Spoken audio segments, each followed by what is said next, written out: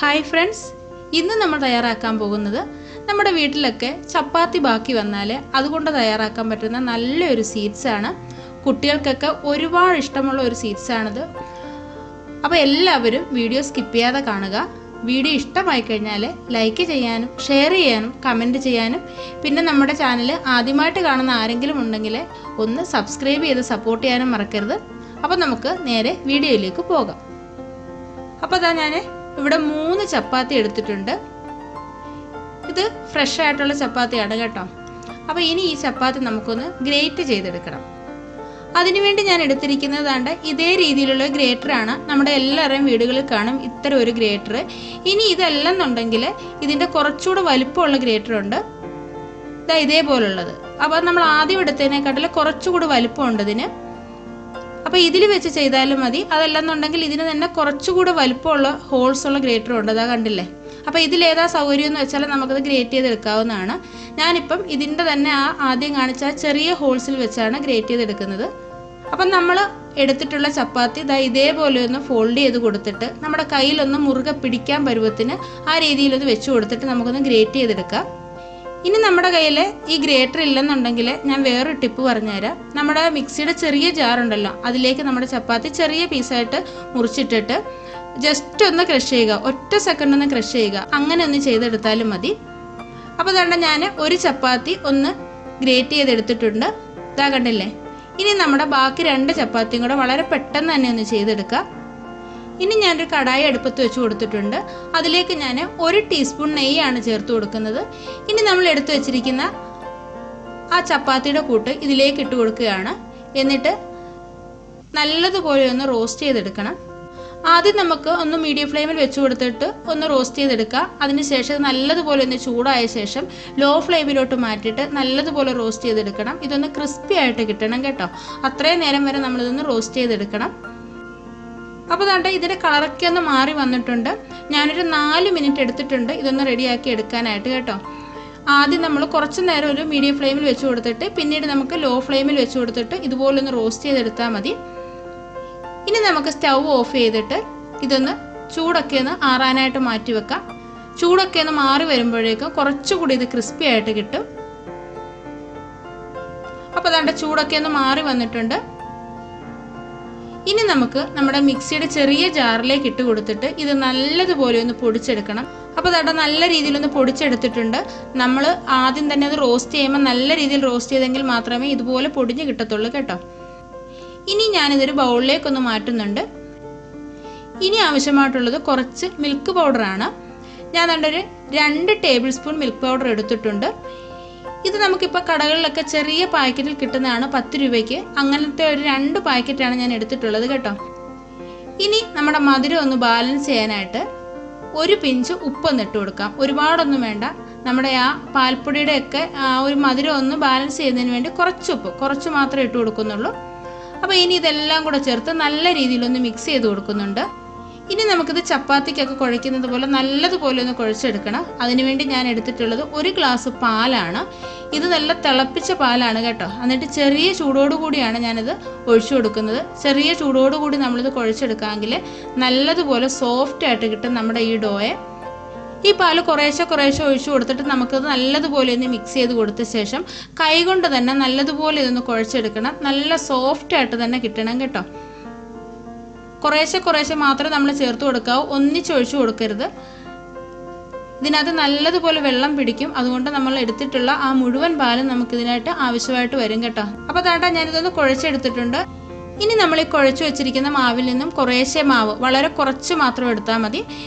കയ്യിലെടുത്തിട്ട് നമ്മുടെ കയ്യിൽ വെച്ചിട്ട് നല്ല രീതിയിൽ ഇതൊന്ന് ഉരുട്ടിയെടുക്കണം. നല്ല ഷേപ്പായിട്ട് തന്നെ കിട്ടണം. ആദ്യം നല്ലതുപോലെ കയ്യിൽ വെച്ചിട്ട് മാവൊന്ന് അമർത്തി ഒന്ന് അയച്ചെടുത്തിട്ട് വേണം നമ്മളിത് ഉരുട്ടിയെടുക്കാനായിട്ട് കേട്ടോ. അപ്പോൾ കുറച്ചുകൂടി സോഫ്റ്റ് ആയിട്ട് കിട്ടും. അപ്പോൾ ഈ ഒരു രീതിയിൽ ഞാനത് ചെയ്തെടുത്തിട്ടുണ്ട്. വളരെ ചെറുതായിട്ടാണ് എടുത്തിരിക്കുന്നത്. അപ്പോൾ ബാക്കിയുള്ളതും കൂടി നമുക്ക് ഇതേപോലെ ഒന്ന് ചെയ്തെടുക്കാം. നല്ല ഫിനിഷിംഗ് ആയിട്ട് തന്നെ കിട്ടണം നമ്മുടെ ബോൾസ് നമ്മളിതുപോലെ ഉരുട്ടിയെടുക്കുമ്പോൾ കേട്ടോ.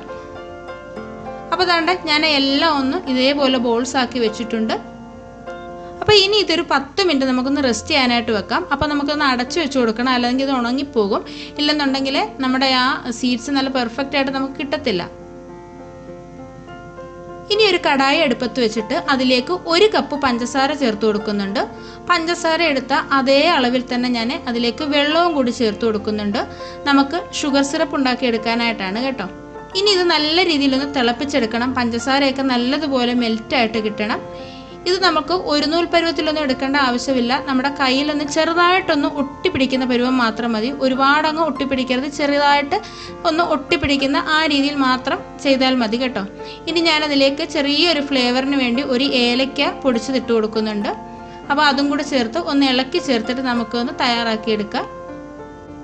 നല്ല രീതിയിലൊന്ന് തിളച്ച് വന്നിട്ട് ഒരു 2 മിനിറ്റും കൂടെ ഒന്ന് വെച്ചിരുന്നാൽ മതി. അപ്പോൾ തന്നെ നമ്മുടെ പഞ്ചസാരപ്പാനി നല്ലതുപോലെ റെഡിയായിട്ട് കിട്ടും. ഇപ്പോൾ ദാണ്ടെ ഇതിവിടെ റെഡിയായിട്ട് വന്നിട്ടുണ്ട്. ചെറുതായിട്ടൊന്ന് കയ്യിൽ ഒട്ടിപ്പിടിക്കുന്ന പരുവമായിട്ടുണ്ട്. അപ്പോൾ നമുക്ക് സ്റ്റൗ ഓഫ് ചെയ്തിട്ട് നമുക്കിതൊന്ന് മാറ്റി വെക്കാം. അപ്പോൾ നമുക്ക് ഫ്രൈ ചെയ്യാൻ ആവശ്യമായിട്ടുള്ള എണ്ണ ചൂടായിട്ടുണ്ട്. എണ്ണ നല്ലതുപോലെ ചൂടായ ശേഷമേ നമ്മൾ എടുത്തു വെച്ചിരിക്കുന്ന ബോൾസ് ഇതിലേക്ക് ഇട്ട് കൊടുക്കാവൂ. ഇല്ലെന്നുണ്ടെങ്കിൽ നമ്മുടെ ഈ എണ്ണ ചൂടായിട്ടില്ലെന്നുണ്ടെങ്കിൽ ബോൾസ് ഇട്ട് കൊടുക്കുമ്പോൾ ആ ബോൾസിൽ നിന്ന് ചെറുതായിട്ട് തരിതരിയായിട്ട് കൊഴിഞ്ഞു പോകാൻ സാധ്യതയുണ്ട് കേട്ടോ. ആ ബോൾസ് പൊട്ടിപ്പോകാനും സാധ്യതയുണ്ട്. മാത്രമല്ല എണ്ണ ചൂടായിട്ട് നമ്മൾ ബോൾസ് ഇട്ട് കൊടുത്താലും നമ്മൾ ഇട്ട് കൊടുക്കുന്ന ബോൾസിൻ്റെ എണ്ണം കൂടിയാലും നമ്മുടെ ആ എണ്ണയുടെ ചൂട് കുറയാൻ സാധ്യതയുണ്ട്. അതനുസരിച്ച് ഇത് പൊട്ടിപ്പോകും. അപ്പോൾ കുറച്ച് ബോൾസ് മാത്രമേ നമ്മൾ ഇതിനകത്ത് ഇട്ട് കൊടുക്കാവൂ കേട്ടോ. ഇട്ട് കൊടുത്തിട്ട് ദാണ്ട് എണ്ണ ഇതേപോലെ ഒന്ന് തൂക്കി കൊടുക്കണം. എന്നിട്ട് അടി കൂട്ടി ദാണ്ട് ഇതേപോലെ ഒന്ന് ചെയ്ത് കൊടുക്കണം. അതുപോലെ തന്നെ നമ്മൾ ബോൾസ് ഇട്ട് കൊടുത്ത ശേഷം ഉടനെ അങ്ങ് നമ്മളിതൊന്നും ഇളക്കരുത്. അങ്ങനെ ഇളക്കിയാൽ നമ്മൾ ഈ ചട്ടുകത്തിൻ്റെ ഈ വക്കും എല്ലാം കൊണ്ടിട്ട് അത് പൊട്ടിപ്പോകാനും സാധ്യതയുണ്ട്. അപ്പോൾ അതാണ്ട് ഇതേ രീതിയിലൊന്ന് ലോ ഫ്ലെയിമിനും മീഡിയം ഫ്ലെയിമിനും ഇടയ്ക്ക് വെച്ച് കൊടുത്തുകൊണ്ടാണ് ഞാനിത് കുക്ക് ചെയ്യുന്നത്. ഇങ്ങനെ തിരിച്ചും മറിച്ചും ഒന്ന് ഇളക്കി ചേർത്ത് കൊടുത്തിട്ട് നമുക്കൊന്ന് ഫ്രൈ ചെയ്തെടുക്കണം. ഹൈ ഫ്ലെയിമിൽ വെച്ച് കൊടുക്കരുത് കേട്ടോ. അപ്പോൾ ഇതിൻ്റെ മുകൾ വശമൊക്കെ അങ്ങ് വെന്ത് വന്നിട്ട് ഉള്ളു വേവാതെ ഇരിക്കും. അപ്പോൾ അതുകൊണ്ട് ലോ ഫ്ലെയിമിനും മീഡിയം ഫ്ലെയിമിനും ഇടയ്ക്ക് വെച്ച് വേണം നമ്മൾ ചെയ്തെടുക്കാൻ. ഇപ്പോൾ അതാണ്ട് ഇതിൻ്റെ കളറൊക്കെ ഒന്ന് മാറി വന്നിട്ടുണ്ട്. ഇപ്പം നിങ്ങൾക്ക് എല്ലാവർക്കും മനസ്സിലായി കാണുമല്ലോ നമ്മൾ എന്ത് സ്വീറ്റ്സാണ് ഉണ്ടാക്കുന്നതെന്ന്. നമ്മൾ ഗുലാബ് ജാമുനാണ് ഉണ്ടാക്കുന്നത്. ബാക്കി വന്ന ചപ്പാത്തി കൊണ്ടുണ്ടാക്കുന്ന ഗുലാബ് ജാമുനാണ്. അപ്പോൾ നമ്മൾ ഈ ഗുലാബ് ജാമുൻ ഉണ്ടാക്കുമ്പോൾ ആദ്യം തന്നെ നമ്മൾ ഷുഗർ സിറപ്പ് ഉണ്ടാക്കി വെക്കണം. നമ്മളിത് ഫ്രൈ ചെയ്ത് കഴിഞ്ഞാൽ പെട്ടെന്ന് തന്നെ നമുക്ക് ആ ഷുഗർ സിറപ്പിലേക്ക് ഇട്ട് കൊടുക്കേണ്ടതാണ്. അപ്പോൾ അതാണ്ട് നമ്മൾ ആദ്യം ഇട്ടത് ഒന്ന് റെഡിയായിട്ട് വന്നിട്ടുണ്ട്. ഈ ഒരു കളറ് മാത്രം മതി. ഈ ഒരു ടൈമിൽ നമുക്കിത് കോരിയെടുക്കാവുന്നതാണ്. ഇതിൻ്റെ ഉള്ളൊക്കെ നല്ല രീതിയിൽ തന്നെ വെന്ത് വന്നിട്ടുണ്ട് കേട്ടോ. അപ്പോൾ അതാണ്ട് ഞാനിതൊന്ന് കോരിയെടുക്കുകയാണ്. ഇനി നമുക്ക് ബാക്കിയുള്ളതും കൂടി ഇതേപോലെ ഒന്ന് ഫ്രൈ ചെയ്തെടുത്തിട്ട് പഞ്ചസാര പാനിക്കകത്തോട്ട് ഇട്ട് കൊടുക്കാം. ഇതാ കണ്ടില്ലേ, ഫ്രൈ ചെയ്തതെല്ലാം ഞാൻ പഞ്ചസാര പാനിക്കകത്തോട്ട് ഇട്ട് കൊടുത്തിട്ടുണ്ട്. നമ്മുടെ ഈ ബോൾസ് മുങ്ങിക്കിടക്കാനുള്ള ആ ഒരു പരുവത്തിന് ഞാനതൊരു കുഴിയുള്ള പാത്രത്തിലോട്ട് നമ്മുടെ ഷുഗർ സിറപ്പ് മാറ്റിയിട്ടുണ്ട് കേട്ടോ. ഇത്രയും സിറപ്പ് മതിയാവും. ഇത് നമ്മൾ 1 മണിക്കൂറെങ്കിലും വെക്കണം. 1 മണിക്കൂറെങ്കിലും വെച്ച ശേഷമേ നമ്മളിത് കഴിക്കാവൂ കേട്ടോ. എങ്കിൽ മാത്രമേ ഇതിനകത്തോട്ട് നല്ലതുപോലെ ഈ സിറപ്പ് ഇറങ്ങിയിട്ട് നല്ല ജ്യൂസി ആയിട്ട് കിട്ടത്തുള്ളൂ.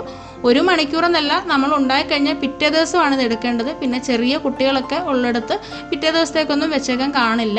അപ്പോൾ അതായത് ഇത് അരമണിക്കൂർ ആയിട്ടുണ്ട്. അരമണിക്കൂർ കഴിഞ്ഞപ്പോൾ ഞാനിതൊന്ന് എല്ലാം ഒന്ന് തിരിച്ചും മറിച്ചും ഇട്ട് കൊടുക്കുന്നുണ്ട്. അപ്പോൾ എല്ലാത്തിലും നല്ലതുപോലെ ഒന്ന് ജ്യൂസ് ഒന്ന് പിടിക്കുമല്ലോ. എന്നിട്ട് നമുക്കിത് അരമണിക്കൂറും കൂടെ ഒന്ന് വെച്ച് കൊടുക്കാം. പിറ്റേ ദിവസത്തേക്ക് വെക്കുവാണെങ്കിൽ ഈ ജ്യൂസ് എല്ലാം നല്ലതുപോലെ ഇതിനകത്തേക്ക് കയറിയിട്ട് നല്ലതുപോലെ വറ്റി കിട്ടും കേട്ടോ. ഒട്ടും ഇതിനകത്തിൽ ജ്യൂസ് കാണില്ല. ഇപ്പോൾ ഇതാ ഒരു അരമണിക്കൂറും കൂടെ കഴിഞ്ഞിട്ടുണ്ട്. മൊത്തത്തിലൊരു 1 മണിക്കൂറാണ് ഞാൻ ഈ ജ്യൂസിനകത്തിട്ട് നമ്മുടെ ഈ ബോൾസ് എല്ലാം ഇട്ട് കൊടുത്തത്. ഞാനിതൊരു പ്ലേറ്റിലേക്ക് മാറ്റുന്നുണ്ട് നിങ്ങൾക്കൊന്ന് കാണിച്ചു തരാനായിട്ട്. നല്ല സോഫ്റ്റ് ആയിട്ടാണ് കിട്ടിയിരിക്കുന്നത്. നല്ല പെർഫെക്റ്റ് ആയിട്ടുള്ള ഗുലാബ് ജാമുൻ നമുക്ക് ബാക്കി വരുന്ന ചപ്പാത്തി കൊണ്ട് വീട്ടിൽ തന്നെ ചെയ്തെടുക്കാവുന്നതാണ്. അപ്പോൾ എല്ലാവരും ഇതുപോലെ ഒന്ന് ചെയ്ത് നോക്കണം കേട്ടോ. ചെയ്ത് നോക്കിയിട്ട് നിങ്ങളുടെ അഭിപ്രായങ്ങളൊക്കെ അറിയിക്കണം. നല്ല ടേസ്റ്റുമാണിത് കഴിക്കാനായിട്ട്. അപ്പോൾ ഇതാണ്ട് ഞാനൊന്ന് മുറിച്ച് കാണിച്ചു തരാം. എല്ലാം നല്ല സോഫ്റ്റായിട്ട് കിട്ടിയിട്ടുണ്ട്.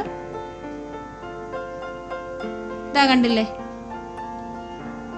അപ്പോൾ ഇന്നത്തെ വീഡിയോ നിങ്ങൾക്ക് എല്ലാവർക്കും ഇഷ്ടമായെന്ന് വിചാരിക്കുന്നു.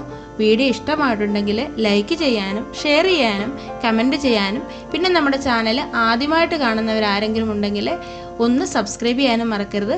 അപ്പോൾ നമുക്ക് അടുത്തൊരു വീഡിയോയുമായിട്ട് വളരെ പെട്ടെന്ന് തന്നെ കാണാം. അതുവരേക്കും ബൈ. Thank you.